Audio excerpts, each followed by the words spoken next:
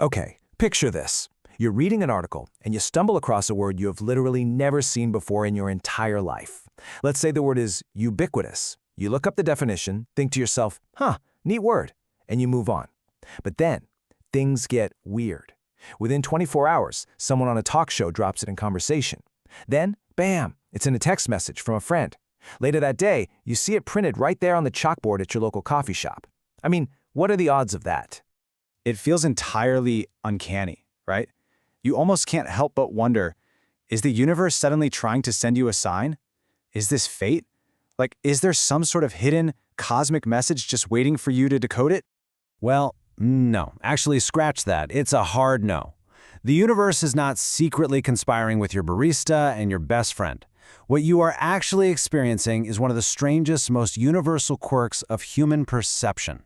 So let's dive into this explainer, because what's really happening here is a deeply fascinating cognitive glitch known as the frequency illusion.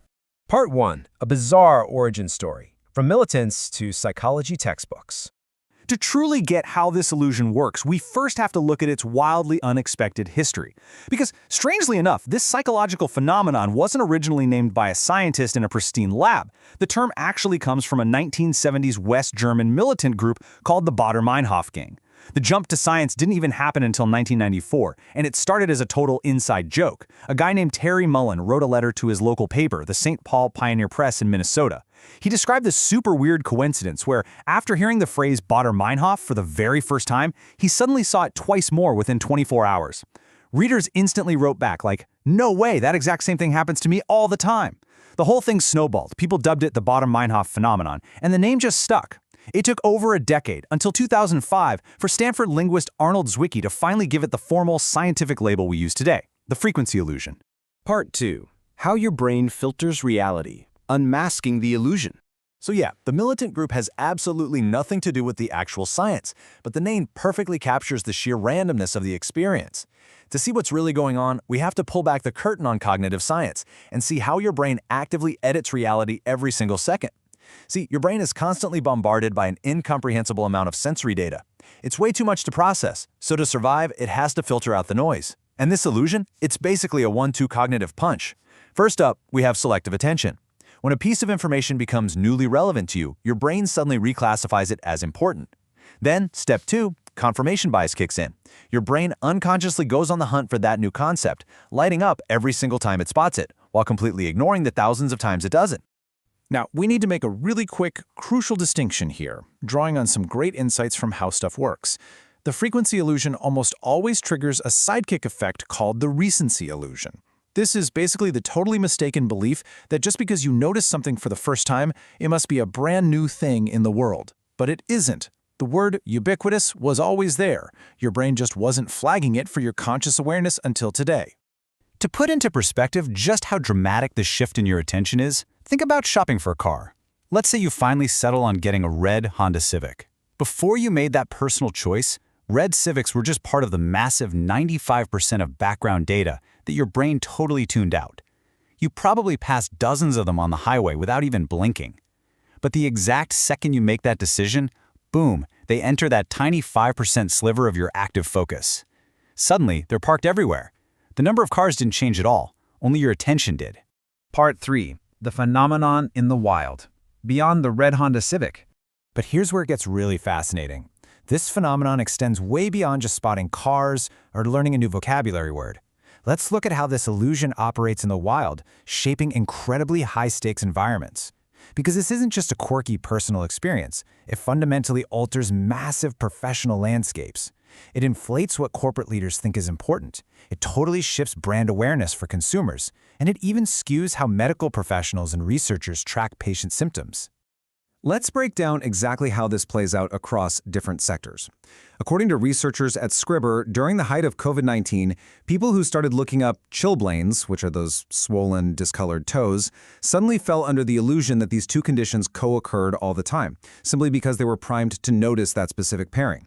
Or take a look at boardroom dynamics from onboard meetings. A single executive notices a minor new risk, gets totally fixated on it, and suddenly the whole group's decision-making gets hijacked by this biased illusion of an impending crisis. And over in retail, as noted by iClinic, just noticing a new brand one single time can inflate its prominence in your mind so much that it actually triggers your urge to buy it. Part 4. An evolutionary misfire. The survival engine gone rogue. The fact that our brains can be tricked this easily, whether we're in a boardroom or a doctor's office, really begs a massive question. Why are we built this way? Well, the surprising twist here is that this isn't just a bug in our cognitive software. It's actually a highly tuned evolutionary survival mechanism that just happens to be misfiring in the modern world. Think about it. Historically, pattern recognition literally equaled survival. If you were walking through the savannah tens of thousands of years ago, quickly spotting a visual pattern, like a subtle rustle in the tall grass or a shadow that looked just slightly like a predator, saved your life. Your brain evolved to aggressively, obsessively seek out these connections. Today, we don't exactly have predators hiding in the grass, but that exact same survival engine is still revving at full speed, which is why learning the name of a new hybrid car model suddenly feels like a magical cosmic event. And this brilliantly illustrates the hard science beneath that spooky feeling. Peer-reviewed research from Current Biology states it perfectly. Attention is selectively directed towards sensory evidence that is consistent with the decisions or beliefs we've already formed. Simply put, your attention is absolutely not neutral. It is actively, constantly searching for proof to validate whatever you've recently deemed important. So the crucial point to understand is that this survival engine can go rogue in some pretty serious ways. Psychology Today points out that because we are so desperate to find meaning in random coincidence, this illusion can foster everyday superstitions and heavily fuel complex conspiracy theories. And on a clinical level, the stakes are even higher. In individuals dealing with severe mental illnesses, like schizophrenia, this exact same mechanism can reinforce paranoid or delusional beliefs, turning completely random background noise into a perceived barrage of targeted signals. This is exactly why recognizing the illusion is so critical. A 2024 academic paper by Dr. Richard T. Bourne at Harvard Medical School gives a pretty stark command: stop fooling yourself. He points out that diagnosing and treating these cognitive biases, whether you're in a clinical setting or just going about your day, requires a very conscious effort to recognize and actively reduce our inherent blind spots. We essentially have to train ourselves to stop taking our own perceptions at face value. Part 5. Editing your own reality. Mastering the illusion. But here's the empowering part.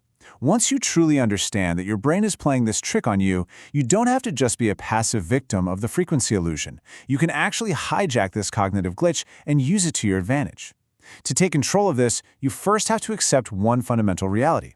You do not passively see the world like a camera recording objective truth. You are watching a heavily edited highlight reel that your brain has curated specifically based on what it thinks you care about right now. Knowing that, you can take these 3 actionable steps to master the illusion. Number 1, accelerate your learning. If you want to learn a new language, deliberately expose yourself to a new concept just once. Your brain's selective attention will trigger the loop, naturally making you notice it more and reinforcing your learning. Number 2, set and write down your goals. You know when people say opportunities just appeared out of nowhere after they wrote down a goal? That's not magic. The opportunities were always there. Writing them down simply activated your filter so you could actually see them. And number 3, think critically. Use this knowledge to remain consistently skeptical. When something feels like a super profound, deeply meaningful sign, just gently remind yourself, hey, that's probably just my confirmation bias doing its job. Ultimately, the Baader-Meinhof phenomenon proves that our minds are constantly actively shaping the reality we experience. We are the active editors of our own lives. So, as we wrap up this explainer, I want to leave you with one final thought to carry with you. The next time a new word, a red car, or a supposed sign keeps popping up out of nowhere and it gives you that eerie, coincidental feeling, ask yourself, did the world just change or did I?